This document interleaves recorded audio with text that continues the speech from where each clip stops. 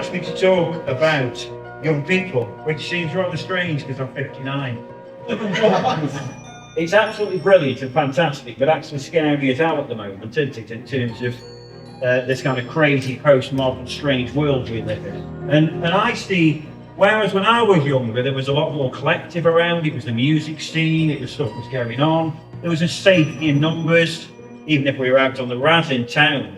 It seems to me that nowadays lots of young people are a bit kind of lost with a purpose. The Maori people I think are Waka Papa. Waka Papa is their story. And their story goes, they say, the sun goes across every generation. Keep going, they've got lots of little people. And at some point in that generation's time, they will be at noon. They will be at noon and the sun will be shining on completely. And that's when that generation is meeting its purpose. What they also say in the Maori culture, that the older generation should always respect the next generation's purpose and it will be very different than theirs. I love Waka Papa and I like the word. You, and it might be you in this room, that you might be the people that would turn the lives of young people around. But that's what life chances do, don't they? And then if you can throw those life chances at people, and this is why this meeting is quite important for you, that you've got chances, you've got opportunities, you've got resources, you've got gifts and talents that you can give away to a young person. Just give it away for free. I've always been the kind of person that whatever blessing you have, give it away, because it'll come back. And the more you give away, don't be a tight person, be a generous person, because it comes back. It really is like that good old boomerang, isn't it? If we as a village do not take our responsibilities, the long-made, uninvested, uneducated, uncared for, unloved child might return and burn the village down. We've got a responsibility, that's what I'm trying to say at this point. So think of Potteries Pounds as being the token of the currency for this area. It can be reused for other areas, and they can call it what they like. But to do that, the system can be licensed.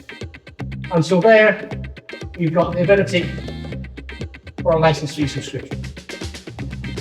Now, of course, we need to an allowance for the fact that you don't always have enough Tesco club card points, you get extra money in. So here we have this kind of balancing or top where you would exchange on the platform Potteries Pounds for real pounds. Yeah, if you understand the expression, or other currency potentially. So you've got this kind of circle now, earners, issuers, redeemers. Okay? So if you've got redeemers who are taking Potteries Pounds from earners and volunteers, they've got them on their ledger, then those redeemers can use them to buy services from other businesses. So business-to-business redeemers also, okay? A volunteering organisation, let's go to a coffee shop. So volunteering people are volunteering, they get the Potteries Pounds, they can maybe spend them in the coffee shop. Society's completely changed since I was young. The war generation are gone.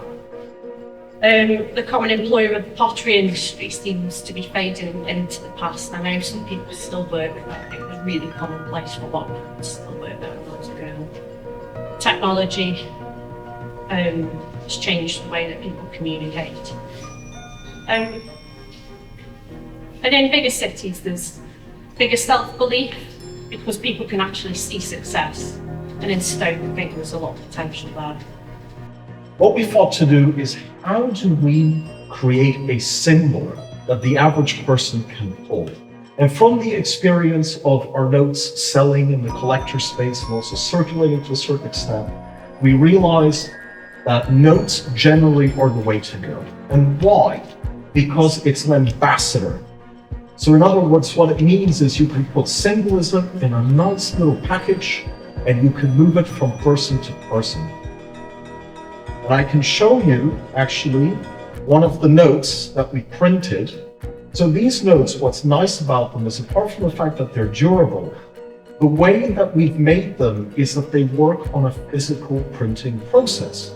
So essentially, we can print them, set up shop anywhere in the world with a printer about this big.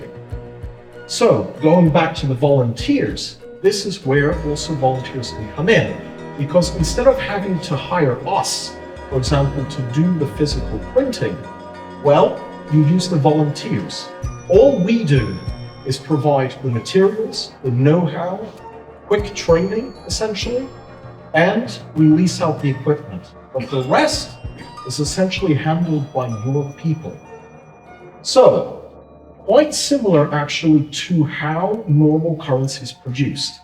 And the reason for that is that essentially by printing in different layers, if someone attempts to then scan the note and tries to reprint it, even if they were final material, they wouldn't be able to get the same quality on the bill.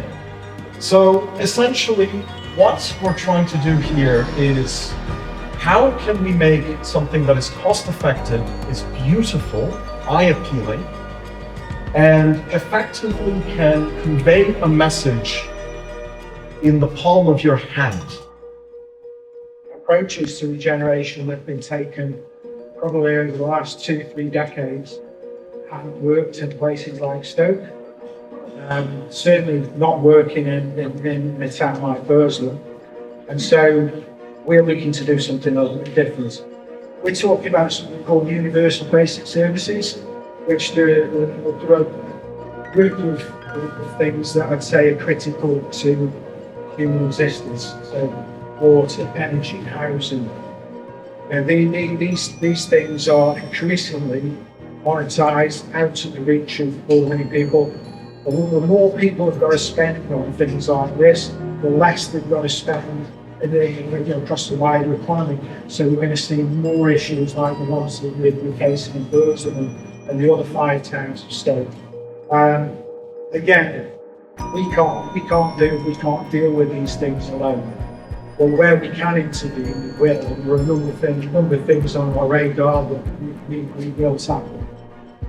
As each member has come on board, they have encouraged us to pursue our vision of an alternative economy, something that can measure social value. This has accelerated our original token and reward from a coin-shaped token to the Potteries Pound you've been introduced to tonight, complete with all the security of a banknote. Our team wholeheartedly believes that Potteries Pound is the way to encourage outside investment to regenerate our town. And I'm both proud and happy to say that in the last few months, the Be Kind Consortium have been in discussions with the Council to offer a community-led, commercial, sustainable solution to the market poor, which our measurement of social value is key in gaining the interest of outside investment. And we'll take this to this.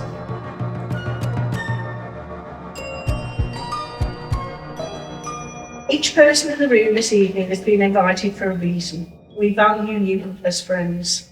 You have all, at some point in the past, supported us in some way to get where we are today, and we very much wanted to say thank you. As all of us locals know, this town and city has the best legacy of entrepreneurialism, innovation and resilience. Our very own Josiah Wedgwood created something of value and something of seemingly no value, played from the ground in Burslem. Let's follow in his footsteps to give tangible value to volunteering and show how that story can lead the regeneration of a town and maybe a city.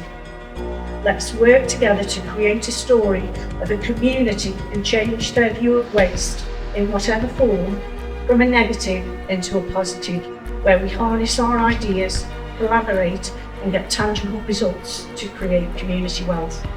It's time. Yeah.